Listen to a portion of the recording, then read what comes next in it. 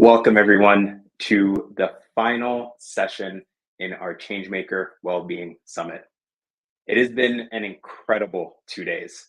We have learned, we've laughed, we've cried, we've jammed to some music, and more importantly, I think that we've all come together as a sector to really understand what wellness means for ourselves and our organizations. Now, as we enter this last session, I don't think there's anyone better that we can invite into this space other than Silken Laumann. Silken's an Olympic rower, founder of Unsinkable, and a mental health advocate. And her deep, personal, and vulnerable stories do a really excellent job of resonating with folks at a core level, that equilibrium level that Bhaskar talked about in the morning. These pieces that really humanize the conversations that we're having today. Now, Silken will be having a conversation with our founder and CEO and editor-in-chief, Vinod Rajasekharan. And before I bring them up, I just want to do a couple quick reminders for folks as we're getting to the end of the summit. You participated in the summit today, which means that you are all members of Future of Good. In a moment, you'll be getting an email that includes access to the Future of Good membership. Please take advantage of that. If you liked what you learned throughout the summit the past 2 days, this is an incredible opportunity to engage with us on a deeper level, learn from our journalism, and reach out and learn about all the other events and experiences that we have coming up, including a webinar series on wellness that will be coming in the following weeks and months. In addition to that, there's a feedback survey. We are a member-driven organization. So everything that we do for the social sector, for change makers like you. We'd love your feedback. What segments of this did you love? What segments do you want to go deeper on? What are the parts that maybe we need to improve?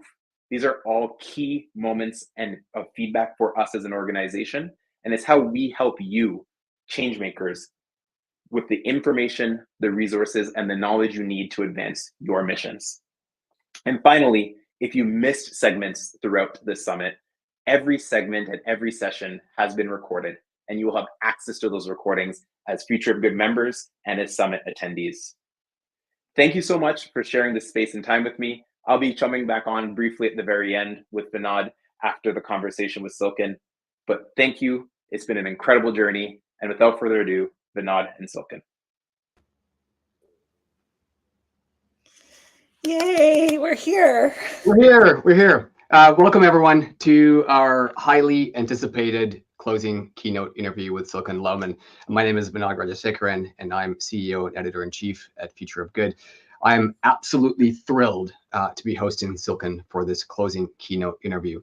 Before we dive in, I want to first acknowledge that I'm speaking today from unceded, unsurrendered, and occupied Algonquin and Anishinaabe territory, what is colonially known as Ottawa. As a settler to this land and as a first-generation immigrant, my parents moved from India when I was about 9 years old. It's important for me to acknowledge and remind myself of the privileges I have on this land and in this place and act authentically on reconciliation every day. It's an honor and privilege to be here with Silken Laumann, one of the world's most decorated athletes, one of Canada's most beloved Olympians, an accomplished author, a huge champion of mental health and storytelling, and works every day to improve the lives of children and youth. Silken's life and journey has a number of parallels for all of us working in the social purpose world, and I'm so keen to dive in. Silken, a very special welcome to you. Oh, thank you very much. And also thank you, Dwayne, for that lovely introduction. I have to say it feels like a privilege to be here too, for so many different reasons. But I think more than anything else, it's that I'm sharing this space with people who make it their life mission, their life purpose to have a positive impact in the world. And that's very special. I can't be with you all physically today, but I really respect all of you in the work that you do. And I really appreciate your attention today as we share the next 40 minutes or so together. Yeah, amazing. Listen, Silken, I have your book right here, Unthinkable. I've read it. It is a compelling story and a compelling read. I encourage everyone to pick up a copy. It's super inspiring. It's super revealing. I feel like I know you in a whole new way. But most of all, though, it is an authentic and fearless book. So congratulations on getting this out there into the world. Yeah, it was a big thing, Vinod. It was, I mean, it's one thing to write a book, and for those of you that don't know, it is not only my book about my Olympic journey. It's about growing up with a mom who had an undiagnosed mental illness. What it was like to live in a house with so much unpredictability and trauma, and also kind of my own struggles, especially when I had young children with my mental health. And honestly, in those days, I didn't even know it was mental health. So it took a lot of courage, and it was terrifying. It was terrifying releasing it out to the world. Right. In knowing that in Canada, I was perceived as this Olympic athlete. Well, for people who are old enough, who had overcome an accident 10 weeks before. I remember. Yeah.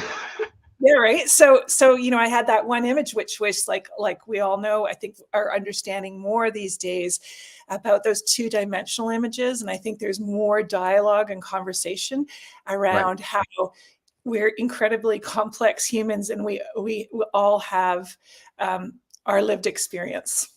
Right. Well, let's get into it, because some of us, like me, remember your athletic story.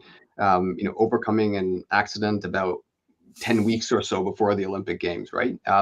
But for some of us who may not know your story, and others who would love to hear it again, do you mind sharing the story with us? No, let me go back. Well, I was the world champion in rowing. I was a single sculler. I was the fastest woman in the world going into the 1992 Olympic Games. And I, at that point, had been on the national team for 12 years. I'd already been to 3 Olympics. I was totally focused on winning a gold medal. And then in Essen, Germany, 10 weeks before the Olympic Games, in the warm-up area, I was broadsided at full speed by a men's pair from Germany. And their boat crashed into my boat. My boat was wood, and it just splintered, and it shredded my lower right leg, severing muscles and doing a massive skin damage, breaking my ankle, shattering my ankle, actually. And I was taken to a trauma center, and the doctor there said to me, like, this is massive. The Olympics you've got nerve damage, skin damage, the Olympics are over. And yet, I just, the mindset I had at that time, it was the first thing I thought of when I got up in the morning. It was the last thing I thought of when I went to sleep. And I just couldn't accept that I wasn't going to the Olympics, because this is my reality. This has been my dream. This is what everything I've worked towards. And so I held on to that hope. I held on to that vision that somehow, some way, I guess, I was going to get to the Olympic Games. And I started to take action, I guess, by lifting little hand weights in the hospital room. And just to get the vision of this, I had a external fixator brace on my leg, and I had screws screwed through my foot and in my shin in 2 places, because there was so much open wound that they had to maintain the integrity of that just by holding my foot externally. They couldn't put bandages on it.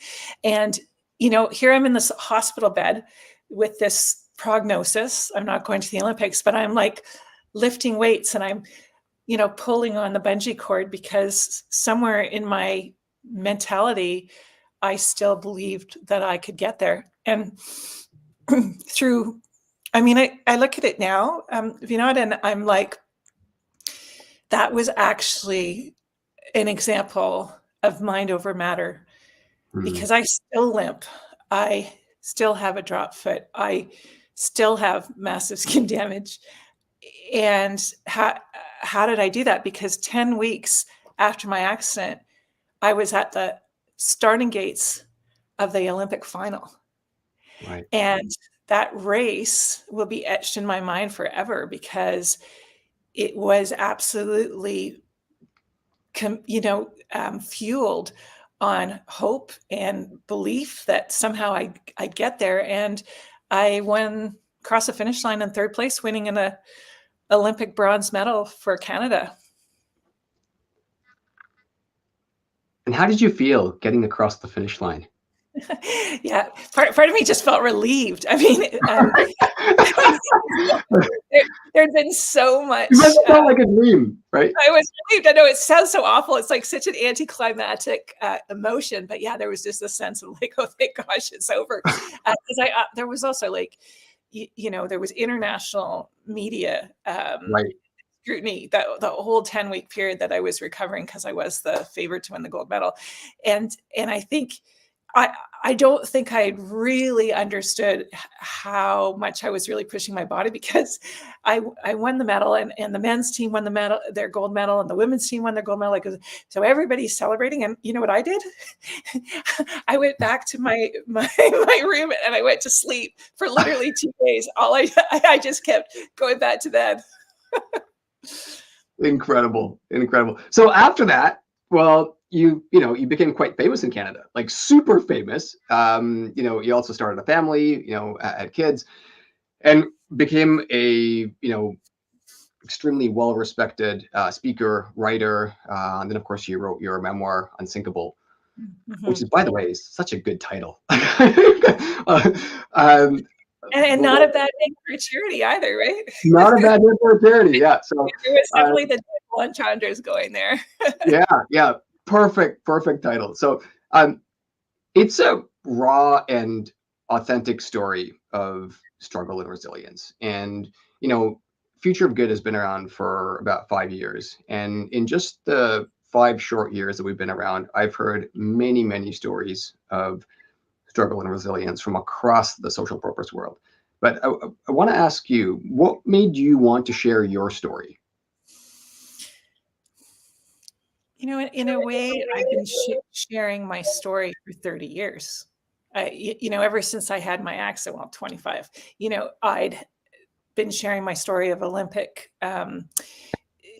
overcoming obstacles physically, the mindset it takes to win at that level. Mm-hmm. And there was a sense, that I was being inauthentic because there was this whole other story. And in the beginning, I didn't know that story. It was only when I started doing my personal work and narrative therapy that I started understanding, like, wow, this isn't just, garden variety family conflict and dysfunction. This is actually neglect and abuse, and it's really messed up, and it's really affected who I am as a person. And as I began to understand the power of my own story and kind of unwind it, I would hear other people's stories too, and I'd think, I need to share this. And it was almost like I couldn't continue speaking. I couldn't continue sharing my life, which I've always done, whether it's through blogs, whether it's through writing, and how could I do this and not share what I now know? And so it was that desire to show up fully authentic, really, that Right. drove me. But I mean, boy, did I upset the apple cart. I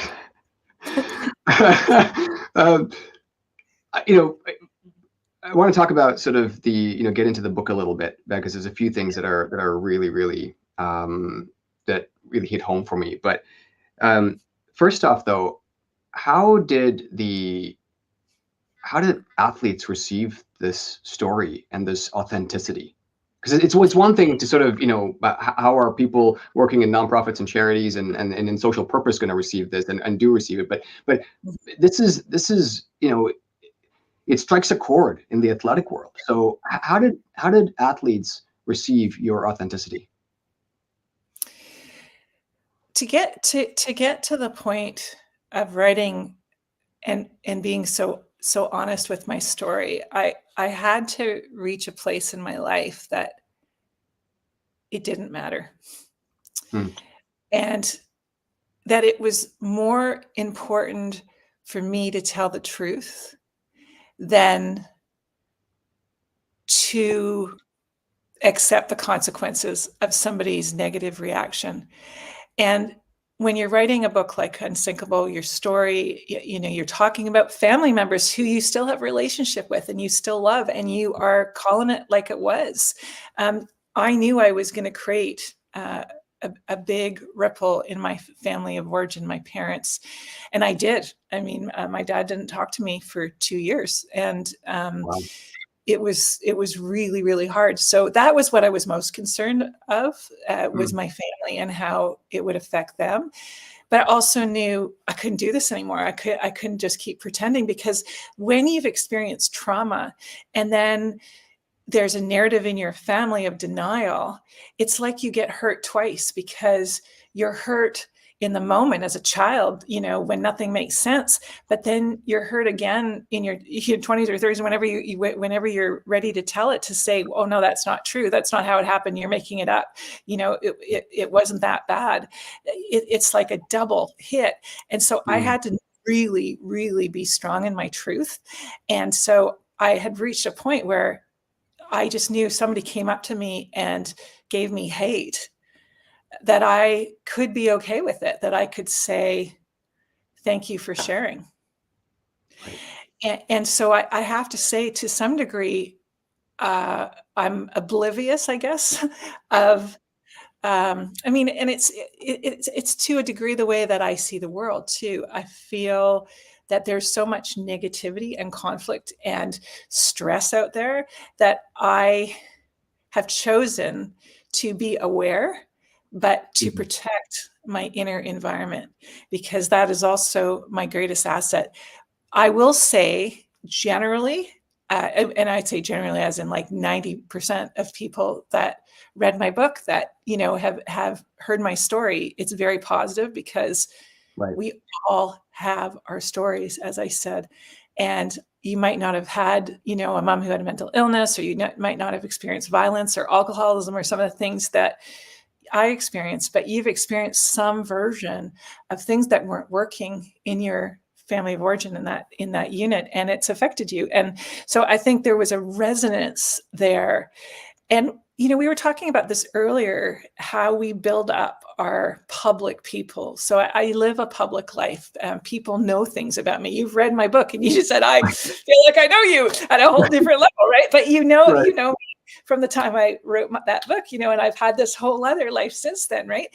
And I think increasingly there's an understanding that we are multidimensional. Even public people are multidimensional, even as we become obsessed with why Kate is not in the public eye these last 2 months, there's that one part of it, but I think there's another part of all of us that really understand, oh my gosh, she's like, who knows what, she just doesn't want to share, what she went through, and she doesn't have to, so there's this distinction now, I think, being made between public and private lives, but also this understanding that, those public people that we see are complex and multifaceted. Right. I want to get into the book a little bit. There's one theme in particular that resonated with me, and that's independence.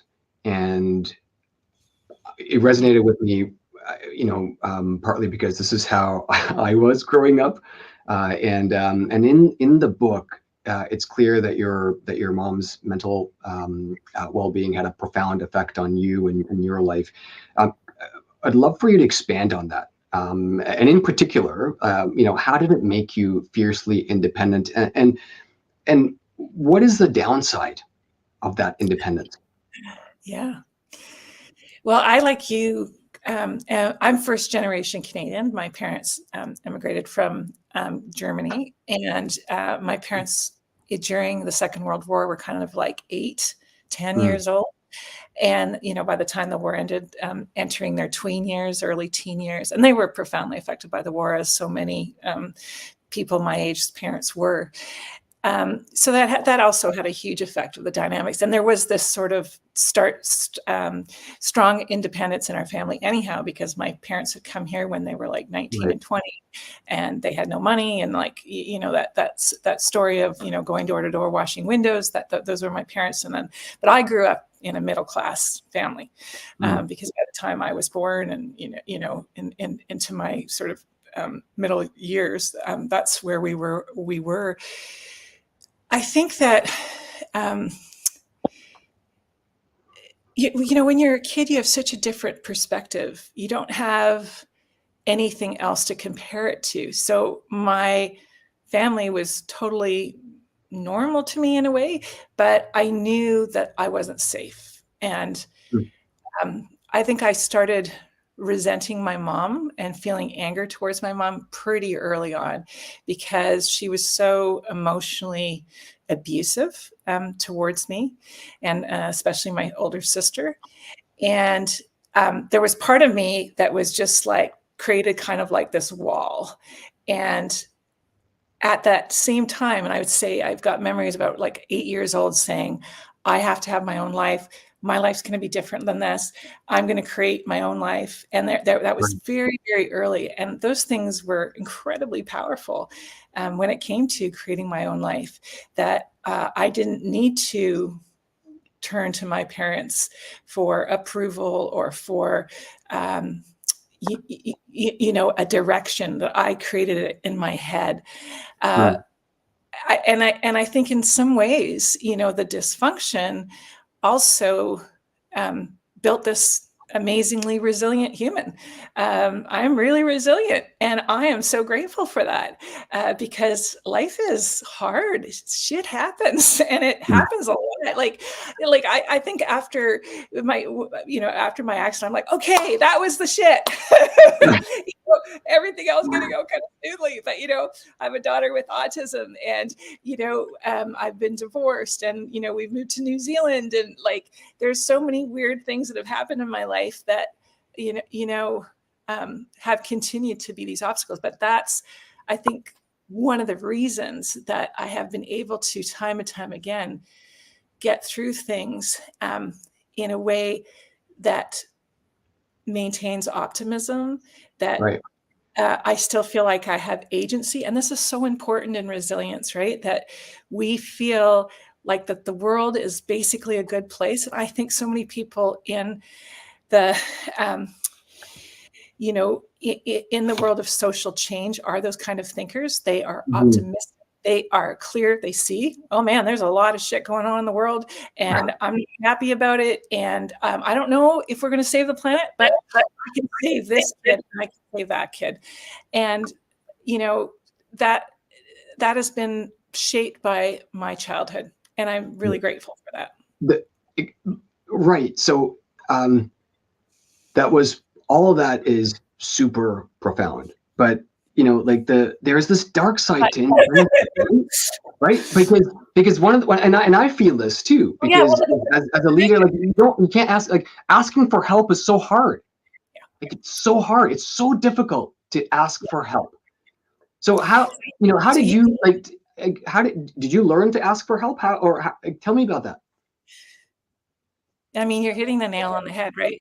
All the things that make us really good at what we do are also our limitations, right? And so being a fiercely independent person, you're going to achieve a lot of stuff, but at some point you're going to run into all sorts of things, like the inability to really show yourself to the people who, and make yourself vulnerable to the people who matter the most. So your marriages, your close friendships, the sort of fear, I guess, of that kind of intimacy, because then you have to allow yourself to need somebody else. And then for me, it was when my kids were really little. And as I said, I didn't really understand mental health at all, but I was wired. Like I was wired all the time. I was stressed all the time. I wasn't sleeping. I went through a divorce, and then I wasn't even sleeping. Then I wasn't eating and not sleeping. And I just kind of one day, it'd been building, but one day my kids and I were in Phoenix, Arizona, and I had a complete meltdown with them. Like I'm talking screaming, and till my voice was raw, and they were little. They were like 3 and 5.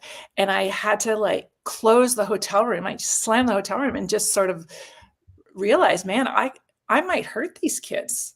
Like I'm out of control. Like I'm really out of control. And like I didn't understand at all. I didn't understand why I had this rage. And, since I've understood a lot more in rage and depression and how they're kind of flip sides of one another, but I didn't know where it came from because I had not unpacked anything. I was 36 years old, and I had not done any real personal work. And that's the moment that I had to finally say, I need help. I can't do this anymore. I can't do this alone anymore. And then I would say it took me the next 10 years to do what my counselor would say to learn how to do life with other people, to say to my, to say to my partner, to my kids, even sometimes, like, I need your help here. Like, I am not, none of us are built to do it alone. As I have learned to do with others, the expression that I say to myself all the time is, take it to a higher power. And for me, sometimes that higher power, it's my accountant. I need to talk to an accountant about this problem. Sometimes it's God, sometimes it's my husband. So, but to know that I don't have to solve all of these problems. And Unsinkable has been created with the DNA of everything I've learned about not working with others, not asking that question, who is the higher power? And I think that one of the things that you're doing at the Future of Good that is so powerful is you're building an organization around that concept, is that no, we're not supposed to have answers to everything. We're not supposed to carry the weight alone. I mean, I remember, Unsinkable's 5 years old. At year 4, I created a board, and then I didn't create it because everybody else was creating it, and they were inviting the right people. And we ran into a problem that would have not crushed me, but it would have just weighed so heavily on me. And I was I was so grateful to be able to say, this is our problem, and really empower people. I would say that's what being able to let go as a leader allows us to do. It really empowers us all to work with each other to solve the problems. And then when the rewards come, like when we landed that first, big sponsorship, and I realized, like, wow, I didn't do this by myself. I did this with a team of people. It's a different way of being in the world. Right. My default is always going to be, you got to do this alone. But now I'm aware. Now I catch myself. Right. Thank you. That was beautiful. And at Future of Good, we often have this frame called us versus the problem, right? And that has been such a helpful frame. We're also a little over 5 years old, and so been such a helpful frame, especially in our early days, and still very much is. But it just completely shifts how folks engage with one another. But let's get into how Unsinkable started. The national charity, not the book. Let's get into how the charity started. It's awesome. It's a great name, so I'm glad you kept the name. Tell me a bit about the genesis. I think it's interesting in this space, right? Because, first of all, I mean, I started telling my story, and the minute you tell your story, people start telling their stories. That vulnerability allows other people to be vulnerable. And I think when people that I met on that book tour, that first book tour, I remember this. I just did this moment in one of my bookstore engagement, and this man, he got to be about 75, and I was talking about self-love, and he said to me, his question was like, I don't know if I really understand this idea of self-love. He says, it sort of sounds narcissistic, it sort of sounds, but he said, but as I listen to you, I'm sort of thinking it's important. And I knew that this man who was wherever he was on his journey, that he'd had a little breakthrough there with me. Right. And that and there was all of these moments in the book tour.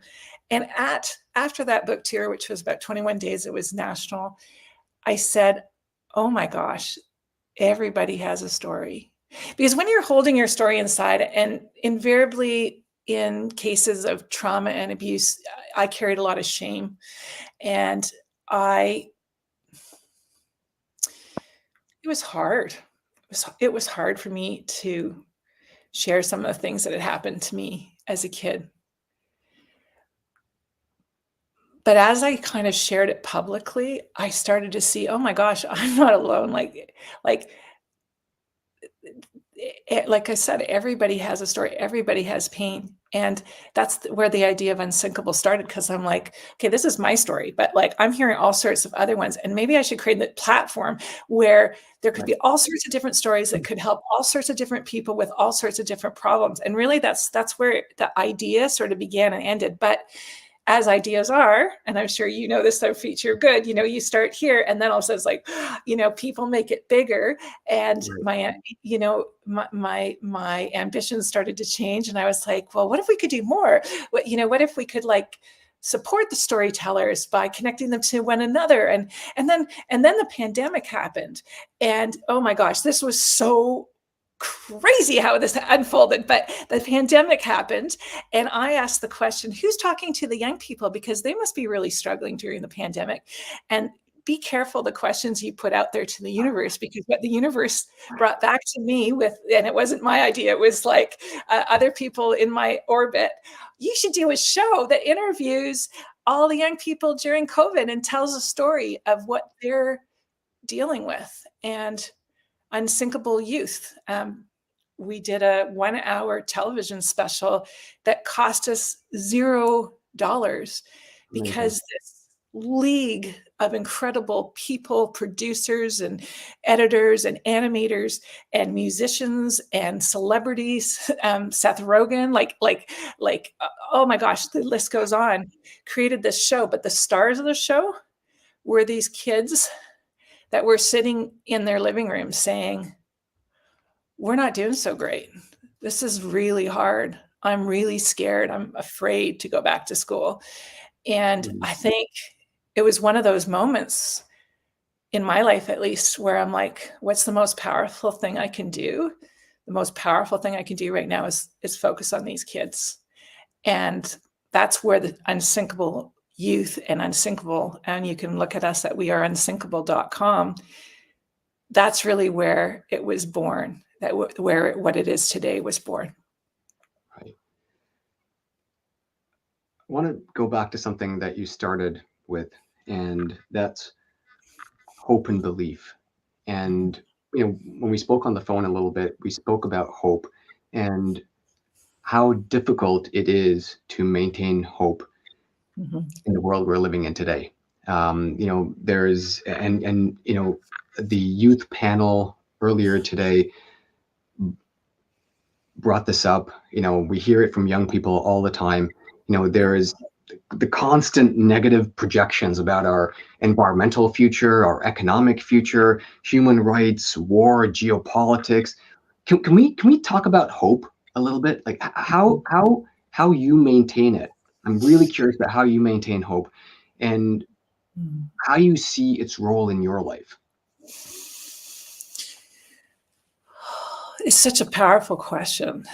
I have 4 kids, 24, 26, 27, and 28. And I'm very aware of the world they're living in. They tell me about it all the time. Kids that feel like they're never going to be able to buy their first home, that what does it really matter because the earth is burning, that people don't care about one another and don't respect one another anymore. And all of this is happening. And we know so much more. So when I was growing up, it was the Cold War. Literally, I was afraid that a Russian was going to push a red button. That was my overriding fear. But we were assaulted with images and stories and constant narratives around the negative in the world. News have always been negative. I mean, that's what newspapers do. There's not no things That's called the good news.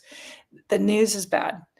So how do we, so there's, first of all, there's a projection of what's happening, and we can somewhat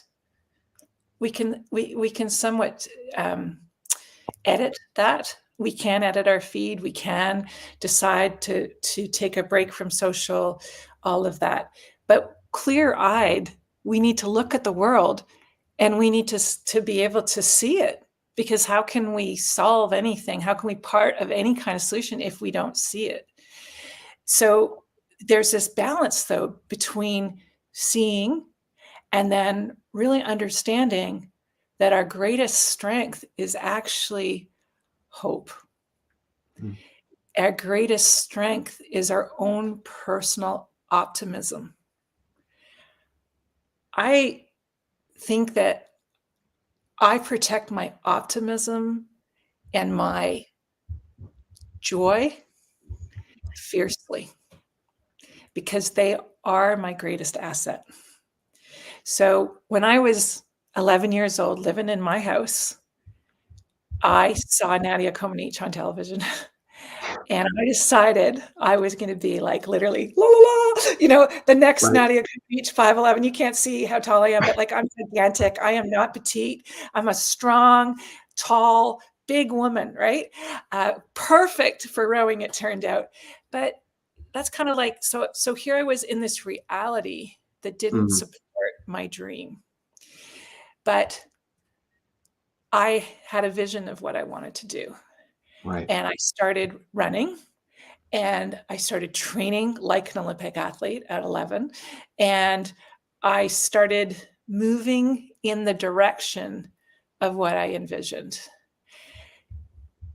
In my life today, starting Unsinkable, what do people say when you start a charity? Usually they say, oh, there's so many charities already.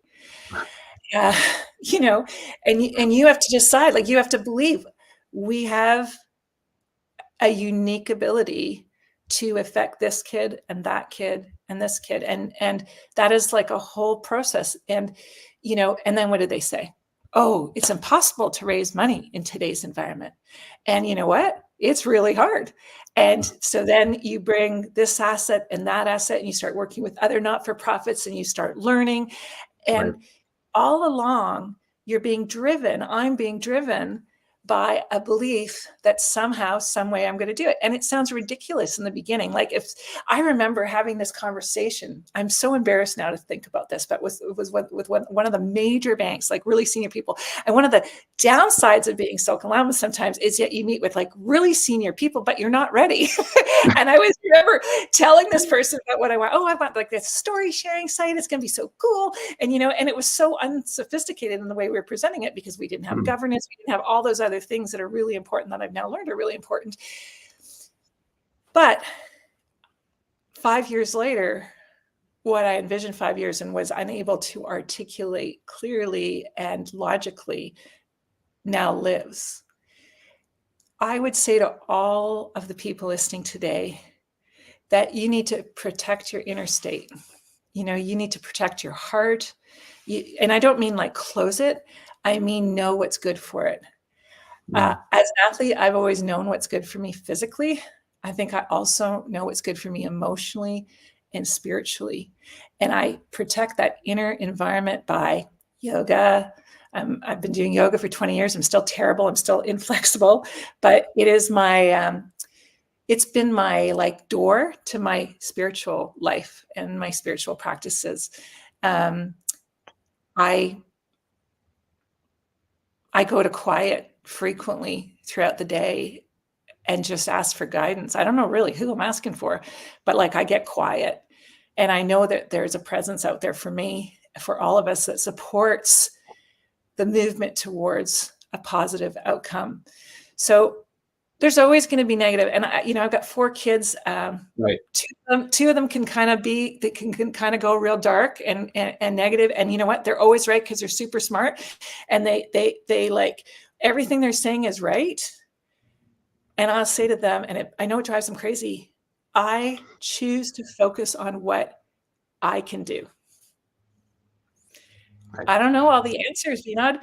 Like Uh, serious stuff, serious stuff going on out there, right? That you and it's serious, I, yeah. And I wish we had a whole other hour, but we only have a few minutes left. So I'm gonna wrap us up a little bit here. What are your parting thoughts for those leading, managing, working in social purpose teams on perseverance, resilience, hope, well-being? Give us a couple of parting thoughts, and then we'll wrap up. Sure. I think one of the most difficult things to learn is the one we were talked about earlier, is asking for help. Nobody needs to do it alone. Do life with others. And whatever is holding you back from being that person who can do life with others, deal with it. Like, figure out how to get the help that you need in order to change and shift those inner belief systems that are holding you back from getting the help that you need in terms of your life journey and the work that you're doing. So, like, we used to separate work and in our life, right? Here's our work person, here's our life person, and they're totally separate. And more we're realizing, oh no, like, if I'm healthy and I'm vibrant in my life, I'm also healthy and vibrant and a good communicator at my work. So what do we need to do? We need to look after ourselves. And everybody has a different version of that. Like, obviously for me, I got to exercise every day. Like, I go bananas if I don't exercise, like, at least 6 times a week. And that, I'm a highly physical, I have ADD. Like, I need to move this body. It was meant to move. That's, but not everybody's like that. Some people are happy to go for a walk.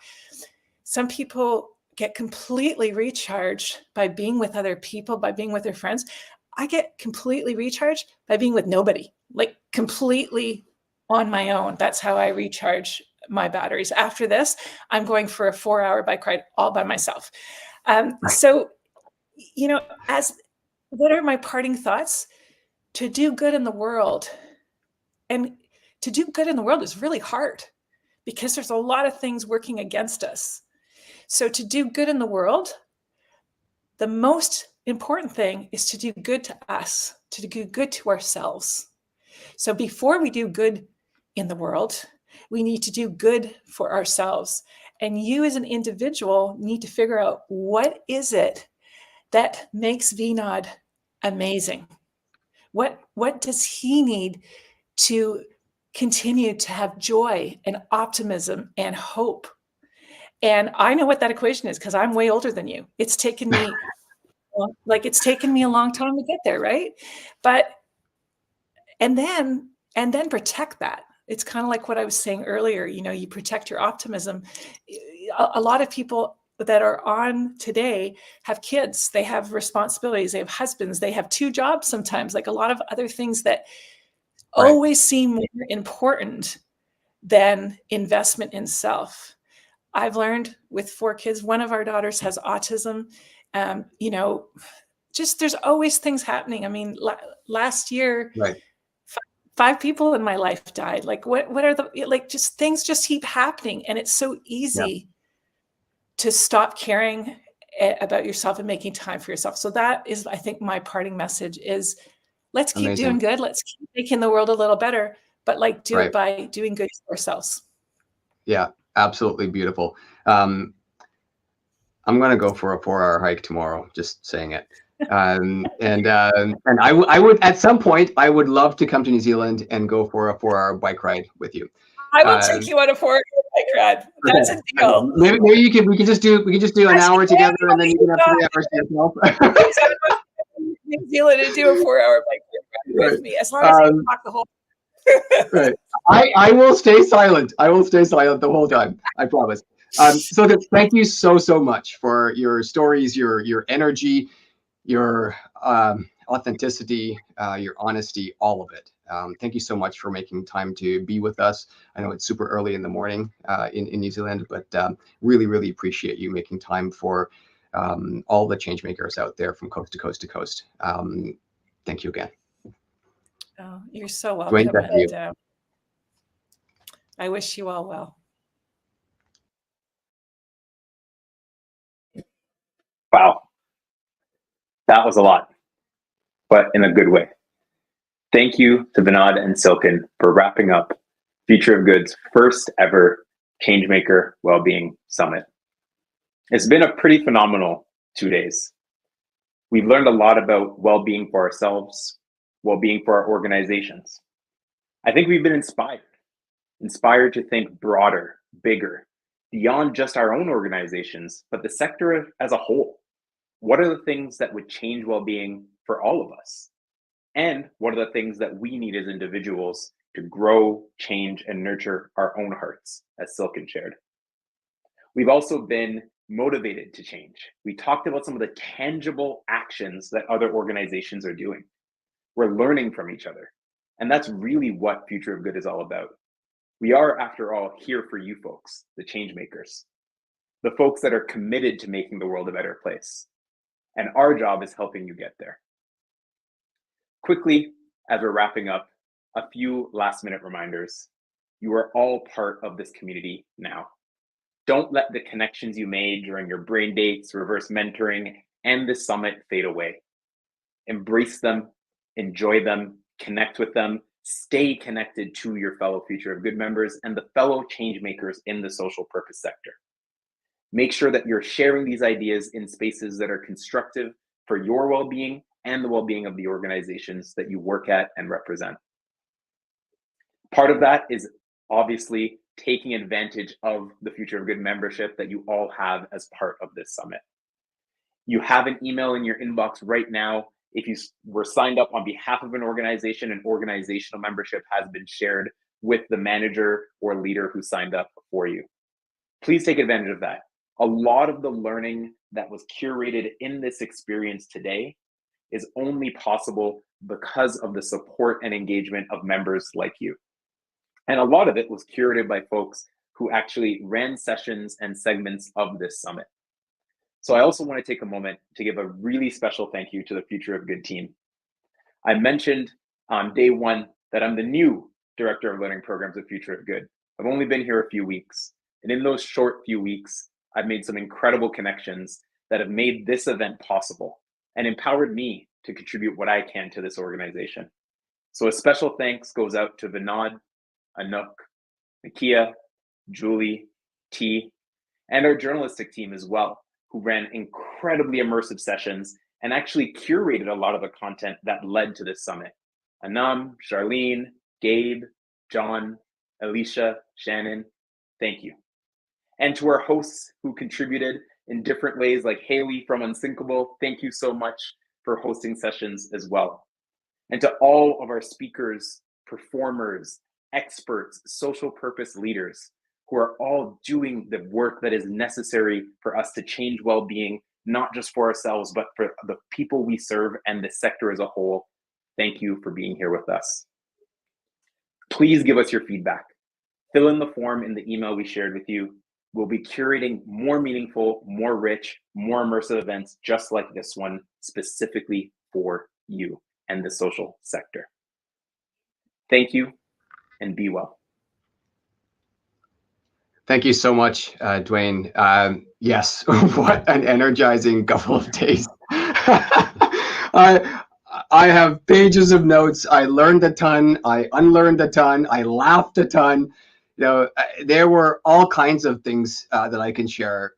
Just a couple of very small things that I'll share here. You know, there are all kinds of provocative, thoughtful, insightful questions. One such question was, what is the affordability of rest?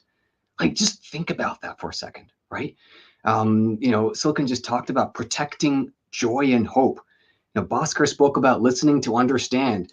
There were all kinds of grant makers talking about how to grant with well-being in mind. Vood talked about reclaiming our imaginations. There's just so much, right? And from breath work to brain date. Like, my brain date on sleep, by the way, was epic.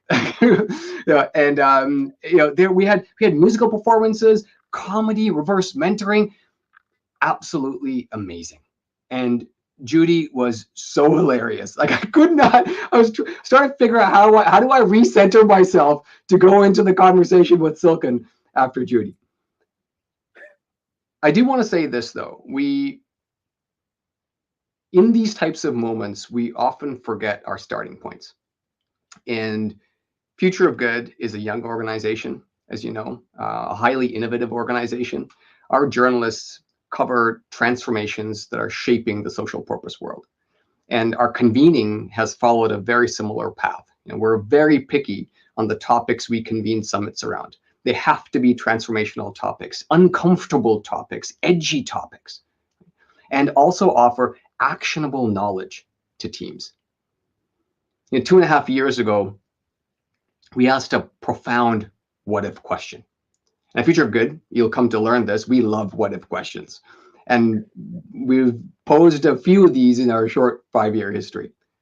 But 2.5 years ago, we said, what if there was a summit on well-being for Canada's changemakers? And this summit is a signal to changemakers that we care and that care matters. That Future of Good has an intense interest in enabling a smarter social purpose world when it comes to well-being. And this summit is just the beginning.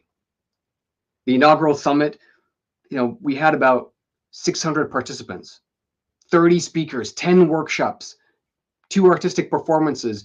It generated more than 125 hours of peer-to-peer learning through brain dates. It broke new ground.